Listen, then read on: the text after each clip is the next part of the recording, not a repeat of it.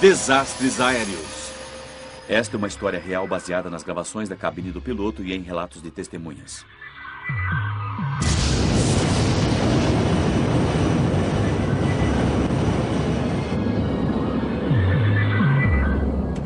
Não consigo ver nada. Droga, saímos do curso. Não consigo completamente fora. No dia 1º de junho de 1999, quando um jato da American Airlines se preparava para aterrissar em meio a uma forte tempestade, os passageiros sabiam que a situação era perigosa. Eu não sei o que me fez ver tão claramente, mas tão claramente que teríamos problemas. Oh, não! Mais um!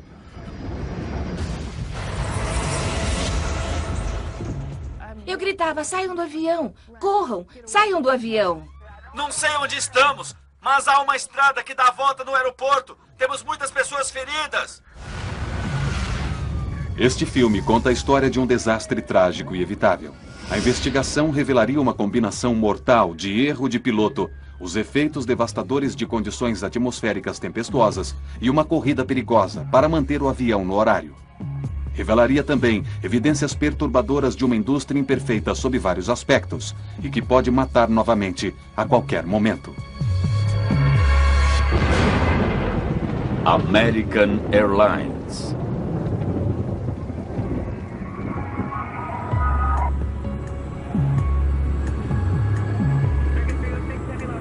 Apesar de aeronaves confiáveis e treinamento intensivo, as empresas aéreas modernas e suas tripulações enfrentam pressões sem precedentes.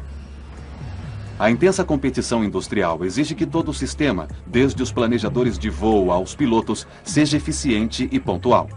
As pressões que isso pode trazer representaram um papel vital na perda do voo 1420. Para uma grande operadora como a American Airlines, as pressões começam com a tarefa complexa de programar sua extensa frota. Dispatchers direcionam os aviões ao redor do mundo em uma dança cuidadosamente coreografada. A tensão em manter essa eficiência afeta o sistema inteiro.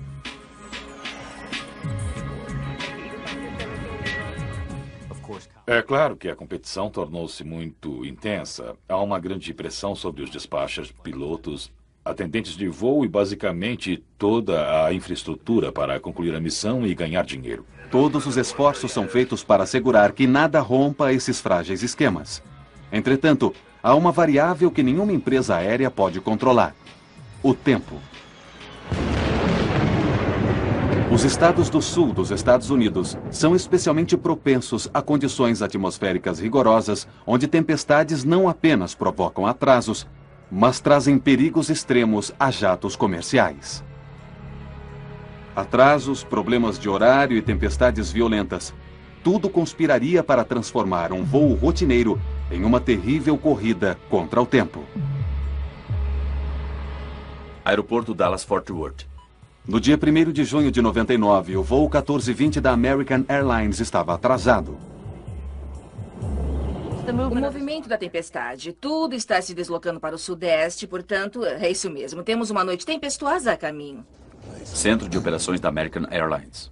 O atraso do voo 1420 pressiona os pilotos mesmo antes da decolagem. A responsabilidade de manter um horário apertado pode recair sobre a tripulação do voo. Despacho, por favor. Isso, é Michael Urgel. A tripulação tem rígidos limites legais durante suas horas de trabalho. O primeiro oficial alerta ao dispatcher que eles correm o risco de se atrasar. Horário programado para 11h16. O voo terá de decolar dentro de 1 hora ou será cancelado. E os pilotos também tomam conhecimento de uma outra pressão provocada pelo tempo, que piora perto de seu local de destino. Os pilotos tinham comunicado sobre o tempo que receberam antes de partirem de Dallas-Fort Worth, que lhes dava a previsão, os alertas às condições atmosféricas. O dispatcher e o capitão, preparando-se para o voo, examinaram as informações sobre o tempo e acharam que poderiam chegar a Little Rock antes do impacto das tempestades. Os 139 passageiros só queriam chegar em casa. Eu estava viajando com meu filho e minha filha. Estávamos indo para casa de volta das férias. Era o primeiro voo de minha filha. O avião estava atrasado e, é claro, havia muitos atrasos. Era cansativo, frustrante e era tarde da noite. Logo começaram a perceber que o voo 1420 estava competindo com as condições atmosféricas. Quando nos chamaram para embarcar, queriam que nos acomodássemos depressa. Vamos, pronto. Sentem-se, coloquem os seus cintos. Vamos decolar.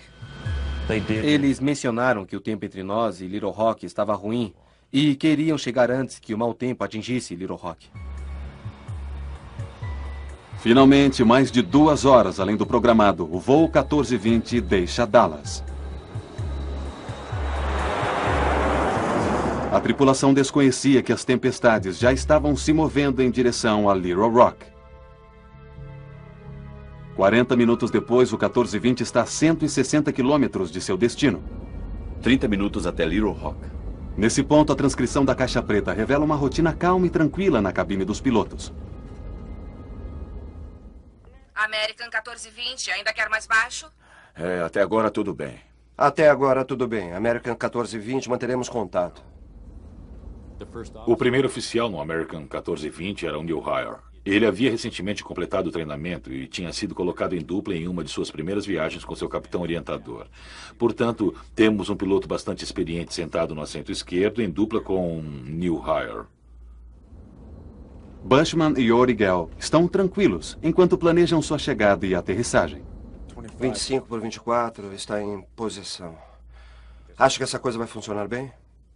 Sim, estamos chegando ao peso máximo da aterrissagem. Tem uma lua lá fora. Ou será uma nave espacial? É a nave-mãe. Desativando o controle. Os pilotos estão bem atentos às tempestades à sua frente. O radar do tempo de bordo escaneia uma área do céu em forma de cone à frente do avião. As tempestades potencialmente fortes aparecem em vermelho. Aí está o nosso grande problema. Temos que chegar lá bem depressa.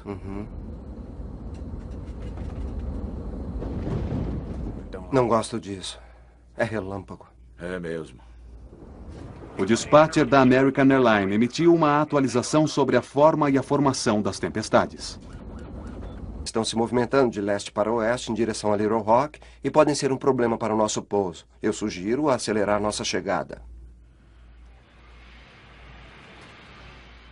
O dispatcher deu a essa tripulação a informação sobre o tempo. Para ele, parecia que haveria um espaço, ou o que ele chamou de pista de boliche, onde você tem 2 tipos de tempestades, ou 2 tempestades com um espaço entre elas.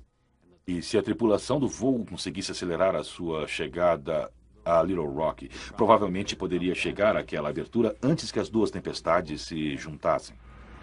À medida que o voo 1420 descia, o plano de vencer as tempestades estava em vias de dar errado. Os pilotos não tinham conhecimento de que as paredes da pista de boliche estavam se fechando.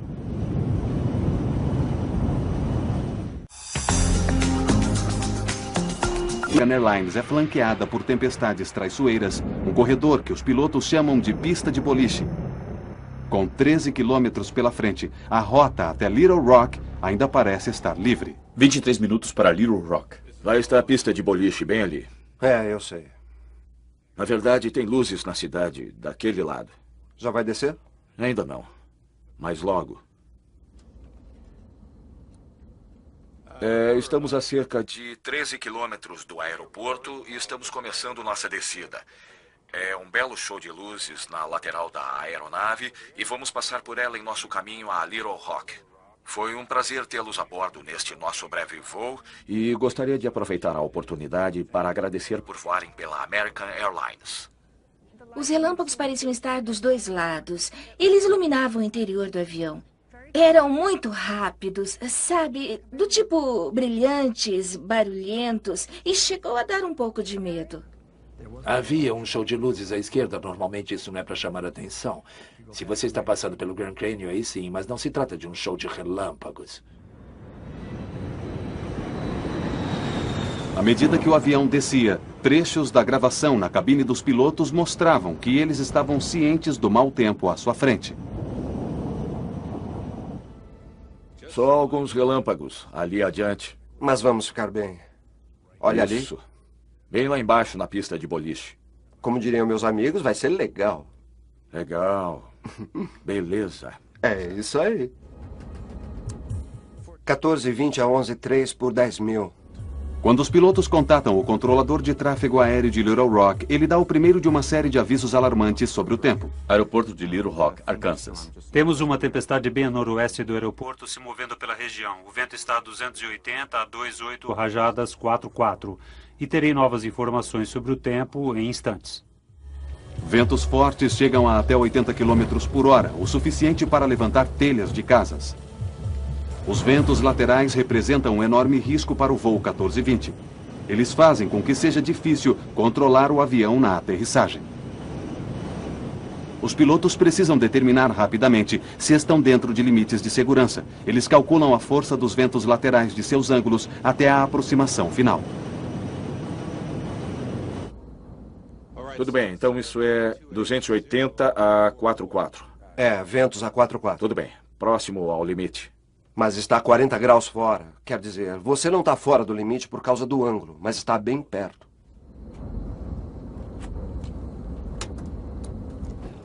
Comissárias, preparem-se para a aterrissagem, por favor. A atenção dos pilotos se volta agora para o mau tempo à frente. Ele disse que a tempestade está a noroeste do campo? É, ele disse noroeste. É. Tempestade com relâmpagos. Mas a tarefa de rastrear as tempestades que se movem fica mais difícil pela ausência de radares sofisticados em Little Rock. American 1420, seu equipamento é muito melhor do que o meu aqui. Como está a 22F? O que foi isso? Conseguimos ver o aeroporto, mas com bastante dificuldade. Devemos conseguir 22. Essa tempestade está se aproximando como seu radar está indicando, só um pouco mais distante do que pensava. O controlador continua. Seu radar é melhor do que o meu e assim por diante. O controlador nesse acidente tinha um conjunto de radares monocromáticos ou basicamente quase um conjunto de radares preto e branco e não podia determinar a intensidade da tempestade. Alerta, ventos fortes. O controlador traz mais más notícias. Wind shear é uma súbita mudança na direção do vento a uma curta distância. E é um dos elementos mais temidos de uma forte tempestade. Para combater os ventos que mudam constantemente, os pilotos são forçados a descartar sua aproximação anterior e começar de novo. Eles precisam reverter a direção de sua aproximação e, por isso, eles aterrissarão em direção ao vento. Vamos precisar de... Seria preferível irmos em direção ao vento, senhor. A decisão do piloto de pousar na posição oposta é uma atitude prudente, mas criará sérios problemas. Muito bem, uma volta à direita, 250 pela rota mais longa? Sim, senhor. Está bem perto do aeroporto. Certo. 250 vai funcionar. Enquanto os pilotos se voltam à sua nova aproximação, o radar do tempo da aeronave que escaneia a frente do avião perde o curso da tempestade. Pior ainda, a volta atrasa a aterrissagem mais de 10 minutos. E a cada momento que passa, as tempestades crescem de intensidade. 10 minutos para o pouso. Pista 4, certo? 1.3042, eu acho. Não era o aeroporto embaixo de nós? Isso, certo. Trocando de pistas, mantendo o rastreamento das tempestades. Tudo isso aumenta demais a já pesada carga de trabalho dos pilotos. Certo, 2217 totalmente para baixo, perdida a aproximação. Volta à direita a 4.000. Vamos ver, você tem um aeroporto Eu bem... não tenho um aeroporto. Estou dizendo que você tem o ILS. O ILS eu tenho.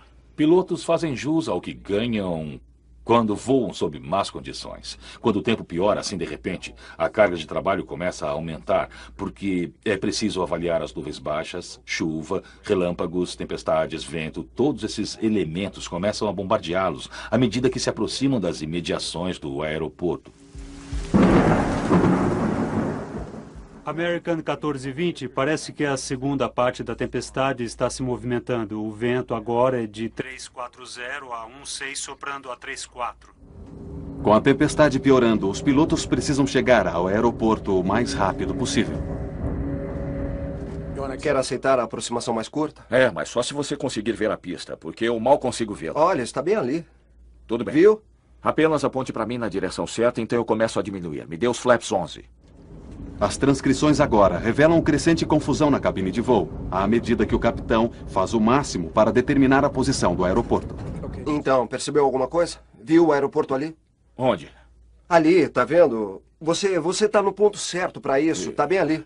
Eu estou no ponto certo? É como uma curva descendente. Estamos indo e lá está, bem ali. Eu perdi ela. Não tenho como manter no visual. Os pilotos agora precisam abandonar sua aproximação visual direta e solicitar ajuda aos sistemas de instrumentos de aterrissagem de Little Rock. Mas isso atrasa ainda mais a aterrissagem. American 1420, aproximação. Certo, American 1420. Há uma nuvem entre nós e o aeroporto e nós perdemos o campo. Estamos em um vetor... Bem, basicamente estamos no último vetor que nos forneceu, que é como uma curva descendente. American 1420, se voar em direção a 220, eu levo você para o ILS. Essas imagens de noticiários mostram a tempestade na noite do acidente. Nas pistas, a chuva forte compromete ainda mais a visibilidade. O capitão Bushman começa a ficar frustrado. Sabe, eu detesto voar assim à noite com um tempo desse, sem ter qualquer noção de onde estamos. O que realmente me incomodava era que eu sabia que estávamos cada vez mais baixo.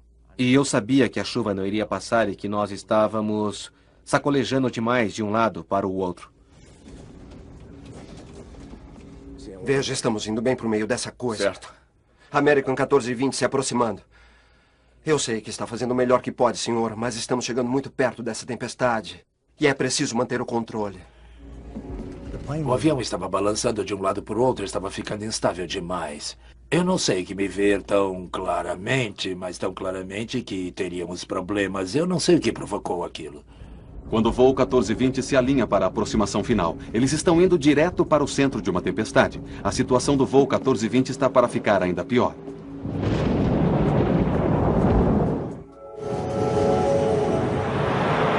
Com o voo 1420 a minutos de pousar no solo, a violenta tempestade dá aos pilotos mais um enorme problema. Chuva ofuscante e nuvens espessas encobrem o campo de pouso. A visibilidade da pista, conhecida como RVR, está apenas um pouco acima do limite regulamentado de 800 metros. Nós vamos direto para isso. American 1420, neste momento temos chuva pesada sobre o aeroporto. Não tenho informações sobre o tempo, mas a visibilidade é inferior a 1.600 metros e na pista 4 direita o RVR é 1.000 metros. A visibilidade está abaixo de 1.000 metros. Os pilotos não têm certeza de que seja seguro aterrissar. 1.000 metros? Confirmo 1.000, American 1420. Na 4 direita, correto? Correto, American 1420. Pista 4 direita, livre para pouso. Podemos aterrissar?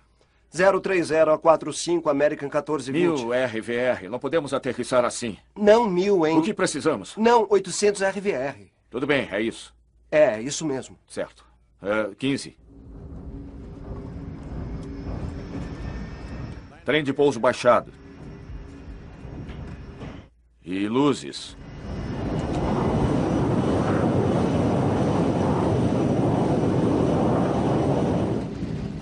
Enquanto descíamos no meio de uma nuvem muito, muito escura. A chuva parecia vir na horizontal.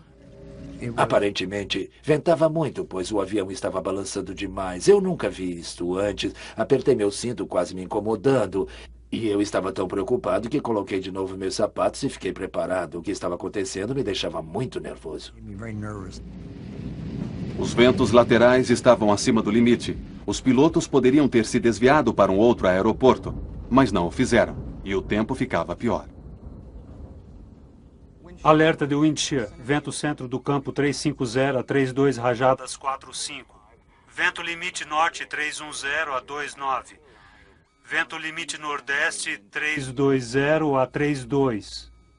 Os solavancos pareciam estar muito mais fortes do que antes. Você podia dizer que a trovoada estava perto demais do avião. Eu achava que se eles estivessem tentando aterrissar com aquele tempo, nós íamos nos arrebentar. Flaps 28. Mais 20. E então, a visibilidade caiu dramaticamente abaixo do limite. American 1420, pista 4 direita, RVR está agora a 550. Droga!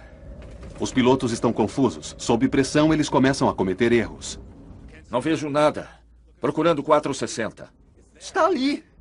Não conseguia ver nada. O vento jogava o avião violentamente. O vento lateral era tanto que fiquei com medo que fôssemos aterrissar sobre uma asa. Parecia que íamos cair de bico. A coisa estava feia demais. Quer flaps 40? Claro, eu já pedi. Eu sabia que pelo jeito que ele estava pilotando o avião e pelo barulho dos motores, ele estava tentando se alinhar com a pista e não conseguia vê-la. Eu não conseguia vê-la, mas eu podia dizer que estava perto e eu continuava pensando, onde está a pista? 330 metros. 20. 40, 40 terra. Isso está muito difícil. Olha, o vento está a 330 a 28. Eu vou permanecer acima um pouco. Tá vendo a pista à sua direita, capitão? Não. Eu vejo a pista. Está bem no curso. Eu vi, agora eu vi.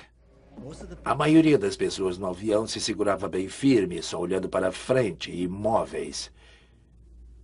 Eu pensei no pior, verdade. Achei que não conseguiríamos pousar.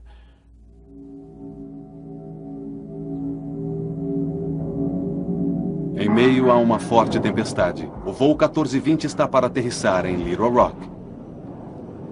Baixa visibilidade e ventos fortes tornam a aproximação final perigosíssima. Vento 330 a 25. 170 metros. Mais 20.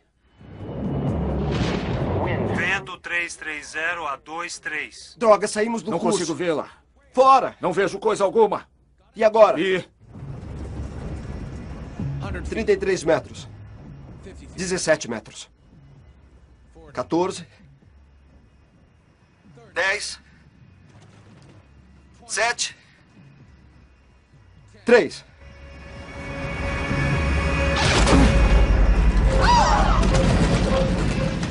Atingimos a pista muito forte e não diminuímos. No chão, patinando! Oh, não! Ainda estávamos indo muito, muito rápido e naquele momento pensei, estamos mortos. Os freios!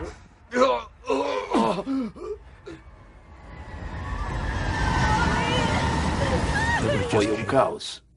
Aterrorizante. Literalmente aterrorizante. Outro freio! Outro! Outro!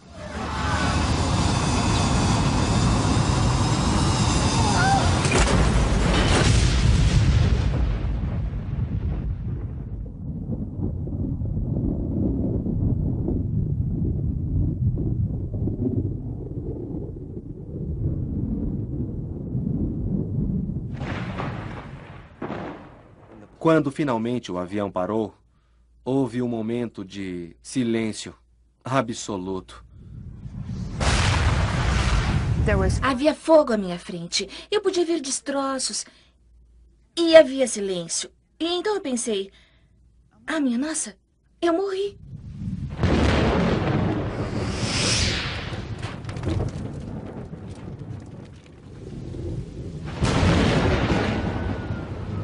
Naqueles minutos, eu ouvi um grito fraco. E senti que ficava cada vez mais alto, como se fosse um megafone. E me dei conta, era minha filha. E eu fiquei, como que... Bom, certo, temos que sair daqui. Sabe, temos que fazer alguma coisa.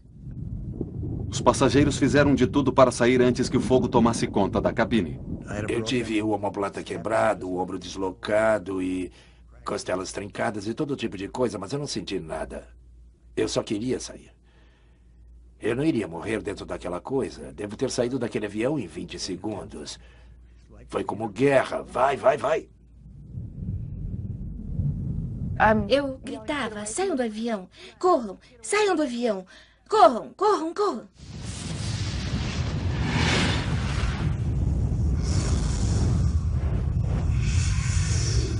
Algumas pessoas pareciam ter saído de uma explosão. Suas roupas estavam em farrapos. Eu vi um homem pedindo ajuda pelo celular. Não sei onde estamos, mas há uma estrada que dá a volta no aeroporto. Temos muitas pessoas feridas.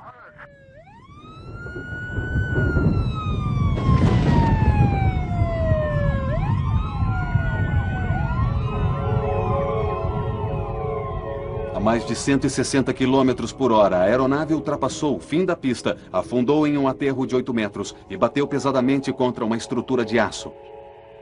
O avião se partiu em vários pedaços. Os destroços finalmente pararam nas margens barrentas do rio Arkansas.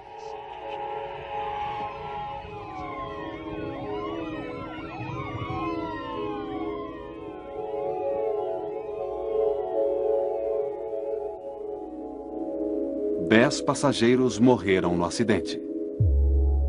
O capitão Bushman morreu instantaneamente quando sua cabine arrebentou contra a estrutura de aço. Foi uma vergonha eu não ter feito mais para salvar as pessoas. Esse é o meu pior pesadelo.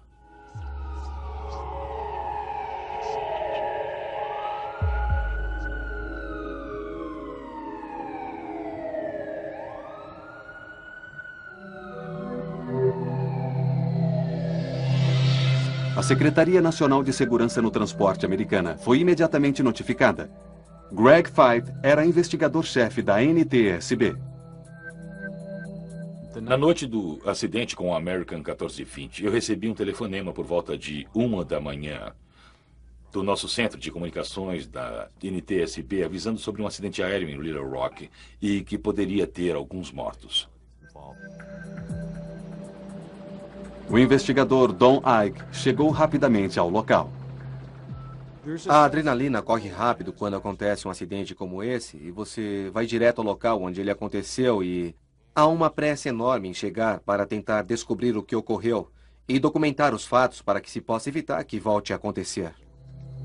A NTSB montou um centro de comando próximo ao local. Eles passariam os 18 meses seguintes ligando os fatos que levaram ao acidente. Quando chegamos ao local, tínhamos uma ideia do que teria acontecido, só não sabíamos o porquê. Sabíamos que o avião foi além do fim da pista, que os pilotos não conseguiram pará-lo, que a aeronave havia sido destruída chegando até essa estrutura, que o fogo que se seguiu ao desastre havia matado pessoas. Só não sabíamos o porquê.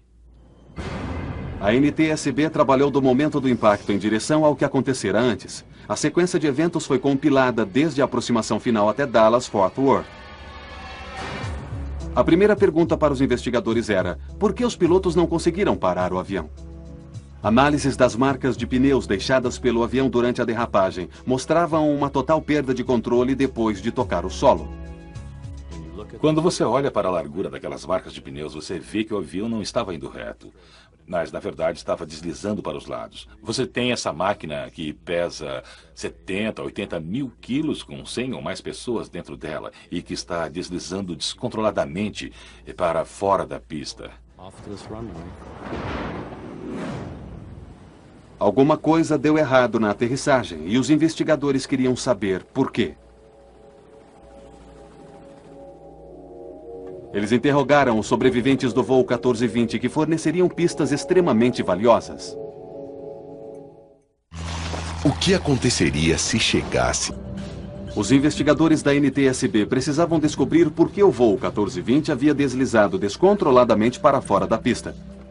Eles decidiram entrevistar os passageiros sobreviventes, muitos deles moradores de Little Rock. Os depoimentos levariam a investigação em direção ao mais importante sistema mecânico usado para reduzir a velocidade de um avião depois da aterrissagem. Estávamos realmente interessados nos passageiros que estavam sentados próximos às asas e que poderiam olhar pela janela e nos dizer se haviam visto os spoilers abertos. Spoilers são grandes flaps que se abrem na aterrissagem, literalmente pilhando a corrente de ar sobre as asas. Isso é necessário para que o avião pare. Nenhum dos passageiros viu os spoilers estendidos. A NTSB comparou seus testemunhos com as informações que constavam das caixas pretas do avião. A caixa preta que monitora os sistemas a bordo durante o voo confirmou que os spoilers não tinham se estendido. As implicações eram catastróficas. Aquela aeronave não tinha qualquer possibilidade de parar a tempo. Os freios! Patinando! Oh, não!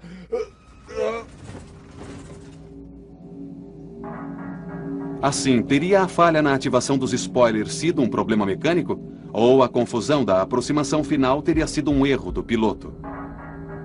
Para descobrir, a NTSB faria bom uso da caixa preta da cabine do piloto, ou CVR.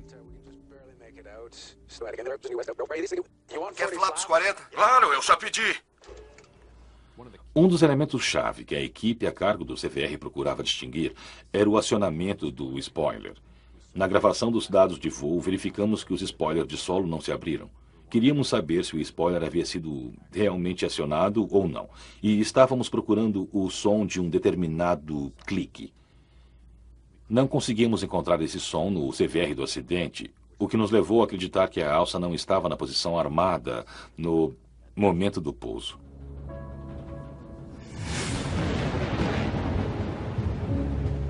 Extremamente ocupado na cabine, o piloto esqueceu de armar os spoilers. Se tivessem sido armados, a aeronave MD-80 teria ultrapassado a pista, mas teria parado antes de atingir a estrutura. Os pilotos cometeram erros graves e basicamente fatais, mas os investigadores queriam saber por quê. Eles suspeitavam que pressões anteriores ao voo haviam levado a tais erros. Eles voltaram sua atenção para as condições climáticas.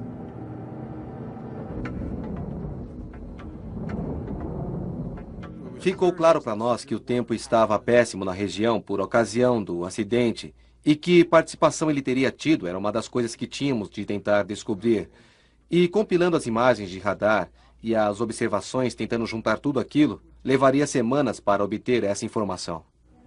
A NTSB queria saber qual o papel que o mau tempo havia tido no acidente e se os pilotos estavam completamente cientes do perigo. Estamos indo bem para o meio dessa coisa. Uma das preocupações que os pilotos têm ao tentar pousar um avião é ter certeza de que os ventos laterais que possam afetá-los não excedam a sua capacidade ou a capacidade da aeronave. Os ventos agora a 350, a 32, rajadas 45. Podemos aterrissar? Essa tripulação em especial tinha uma limitação. Não imposta por ela mesma, mas imposta pela empresa. E era de não ser permitido ultrapassar 10 nós de ventos laterais em pista molhada. Limitações relativas a ventos laterais são claramente estabelecidas no manual de operações. A tripulação do 1420 estava voando além dos limites regulamentares. Isso aqui tá uma confusão. Pista à sua direita, tá vendo? Não. Essa animação da NTSB mostra claramente os efeitos dos ventos, levando o capitão a fazer desesperadas manobras finais. Os ventos impactaram o voo. Se você olhar a animação, verá a luta contra o vento. Definitivamente nada bom. No chão! Os freios! Outro freio! Outro! Quando você começa a falar sobre pistas molhadas, tempestades, isso não é nada bom. Mas estavam os pilotos do 1420 cientes dos riscos provocados pelo tempo ruim? Para a NTSB, os perigos das tempestades eram muito claros. Em 94, um DC-9 foi vítima de um wind shear na Carolina do Norte. O avião se descontrolou a 80 metros e despencou lá de cima. Um Delta TriStar se chocou contra o solo depois de voar em meio ao mais violento tipo de wind shear que criou uma enorme corrente de ar descendente. Assim, a tripulação do 1420 deveria ter abortado a aproximação? Lá está a pista, olhe. São duas pistas. É, eu sei. Veja, estamos perdendo. Não vejo como podemos manter a visibilidade. Essa animação da NTSB sobre as condições atmosféricas cobre a rota da aeronave com imagens da tempestade do radar. Bushman e Urigel aterrissaram em meio a relâmpagos, chuva torrencial, granizo e ventos de 80 km por hora. Com base nas informações que tínhamos do radar de tempo, a tripulação do voo 1420 deve ter visto a maior parte daquela tempestade. Eles devem ter visto o bordo de ataque se tornando verde e rapidamente mudando para amarelo e então para vermelho vivo. Não vejo nada. Procurando 460. À medida que se aproximavam de Little Rock, eles começaram a ver o mau tempo, não apenas em seu radar, mas pelas suas janelas, os relâmpagos. E uma das principais afirmações que esse capitão fez, e que basicamente resume o voo todo, foi a seguinte: eu detesto voar assim à noite com um tempo desse, sem ter qualquer noção de onde estamos. Detesto voar assim à noite sem saber onde estou. E essa afirmação foi essencial. Foi naquele momento que um capitão experiente com 10.000 horas deveria ter abandonado a aproximação para Little Rock e ter ido para um aeroporto alternativo, ou ter voltado para Dallas. Mas fazer uma afirmação daquelas e continuar a aproximação para um aeroporto onde está havendo uma tempestade seria um desastre na certa. Mas os pilotos não foram os únicos a ser fortemente criticados.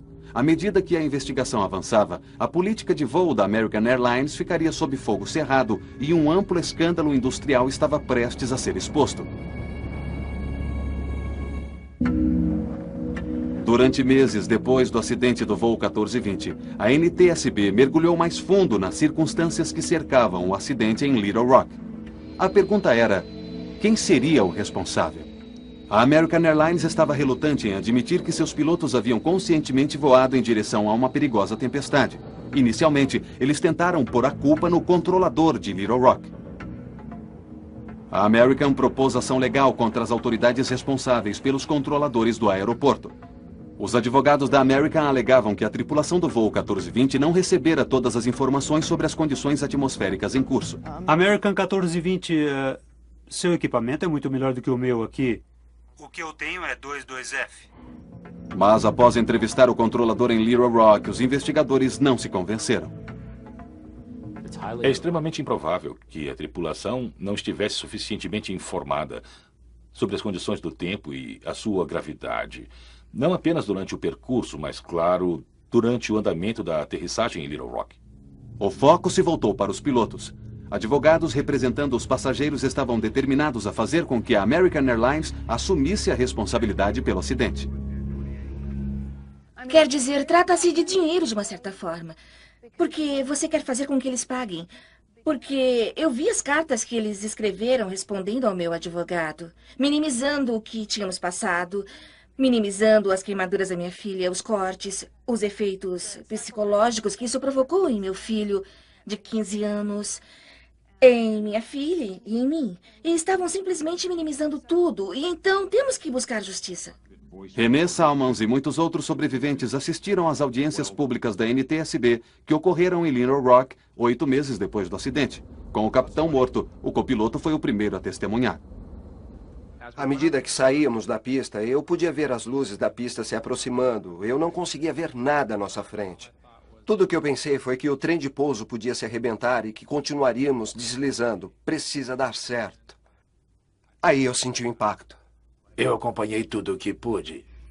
Pode apostar. Eu queria saber o que tinha acontecido. Fui a todas as audiências da NTSB. Senti-me ultrajada. Eu fiquei louca. Para mim, eles não fizeram as perguntas certas. Sabe, eu queria perguntar a eles o que estavam pensando. Por que ficaram jogando com as nossas vidas? O testemunho do copiloto foi bastante discutível. Em seu relato sobre o momento final do voo, ele alega ter dito ao capitão para abortar a aproximação, o que é conhecido também como voltar atrás. Quem pode pedir para que a operação seja abortada? Qualquer piloto. Você pediu um voltar atrás em algum momento? Sim, senhor, eu pedi.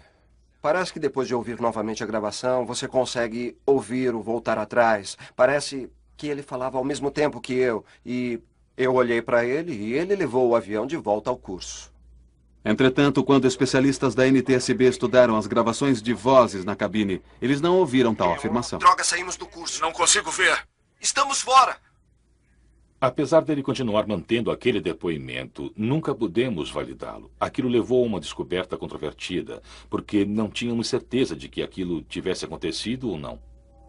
A NTSB foi firme em suas perguntas ao copiloto, mas o treinamento da American Airlines também não era falho? Greg Feit colocou um dos gerentes da American Airlines no banco de testemunhas. Quais eram as regras para os pilotos voarem em meio a tempestades? Quando perguntado, ele respondeu apenas que simplesmente não queria seus pilotos voando naquelas condições atmosféricas. Nossos pilotos estão proibidos de entrar ou sair de um terminal cuja área esteja coberta por tempestades. Para a NTSB, essa política simplesmente não era clara o suficiente. Bom, essa é uma exigência muito subjetiva para um piloto. Pilotos precisam de limites. Você precisa estabelecer limites. Se há atividade convectiva, ou seja, tempestades acontecendo, e isso dentro de 5 milhas marítimas do aeroporto, se há relâmpagos e se há wind shear, então não vá.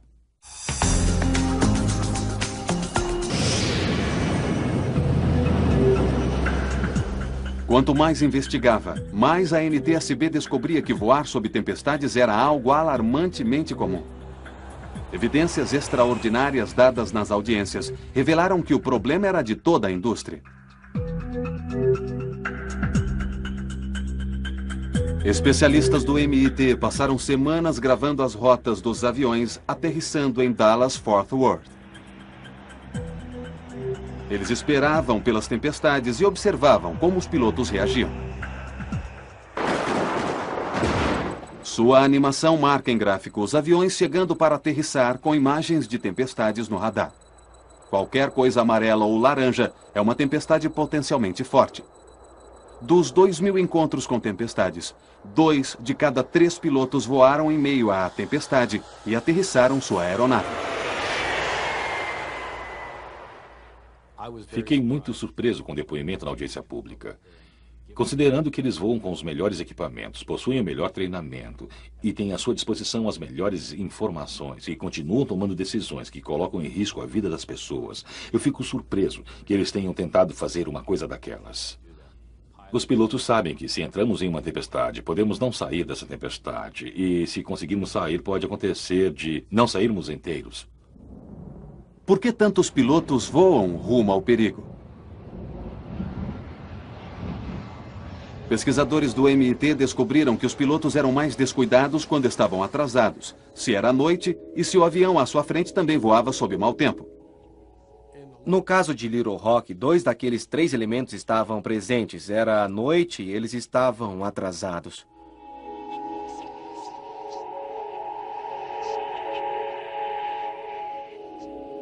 A investigação do MIT era uma prova perturbadora de que o acidente em Little Rock era parte de um problema ainda maior. Falando claramente, não estamos vendo um grande progresso. Há um tempo limitado para treinamento. O tempo ruim foi fundamental na criação de um ambiente propício a esse acidente. Nós achamos que não haja justificativa para que qualquer operação seja levada a termo nessas condições. Os riscos advindos de condições atmosféricas severas são conhecidos e a operação deveria ter sido suspensa, nada de voo. Os verdadeiros motivos por trás do acidente do 1420 iam ainda mais longe. Por que os pilotos estavam tão determinados a aterrissar? Gregory Feit encontrou a resposta em Dallas-Fort Worth antes mesmo que o avião deixasse o solo. Ali ele encontrou sinais de condições mortais em aviação decorrentes do estrito cumprimento de horário. Pode ter sido o cumprimento de horário. A tripulação sabia que estava num dia de trabalho de 14 horas e tinha sido um longo dia de trabalho. O aeroporto estava bem ali. Vamos tentar, vamos ver se conseguimos completar a missão. Os pilotos têm em mente o objetivo, nós temos em mente a missão. Nós vamos meter o bedelho ali e tentar ver se podemos completar a missão. Às vezes iremos completar aquela missão, mas às vezes nos envolvemos demais e não podemos pular fora. E não há mais nenhuma outra opção e coisas ruins acontecem. As pressões em função do cumprimento de horário deflagraram uma série fatal de erros e equívocos. Não consigo ver nada. Procurando 460. Ao final de um longo dia correndo para vencer a tempestade e fazer com que seus passageiros chegassem a seu destino, a tripulação do 1420 cometeu um erro básico que custou a vida de 11 pessoas. Eles se esqueceram de armar os spoilers. Estavam tão ocupados tentando colocar o avião no chão que se esqueceram de fazer o que precisavam. Não tiveram tempo para isso. Depois do acidente, a American Airlines revisou seus procedimentos da lista de checagem. Ambos os pilotos precisam agora confirmar que os spoilers estão armados, prontos para aterrissagem. Secretaria Nacional de Segurança no Transporte, Washington. Em outubro de 2001, a NTSB publicou seu relatório. Eles chegaram à conclusão que as 2 principais causas do acidente foram, primeira, a decisão de aterrissar sob tempestade e, segunda, a falha dos pilotos de não armar os spoilers. A American Airlines se negou a tomar parte deste filme ou comentar as conclusões. Como investigador, eu tive praticamente 2 anos para criticar e determinar o que o capitão estava tentando fazer. Aquele capitão em especial teve segundos para tomar decisões baseadas nas informações que estava recebendo. E não é justo que um investigador de acidentes como eu comece a apontar os culpados. Eu não estava lá. Eu os culpo, mas não estou furiosa com eles pessoalmente. Eu não gasto o meu tempo com raiva deles. Não conseguiram nada, só canseira. Você pode compreender, mas eu não consigo entender uma pessoa, sabe, querendo se matar. Nós fomos visitar seu túmulo na Academia das Forças Armadas algumas vezes e O sujeito apenas foi apanhado em uma hora muito ruim e estar lá, sofrer aquilo.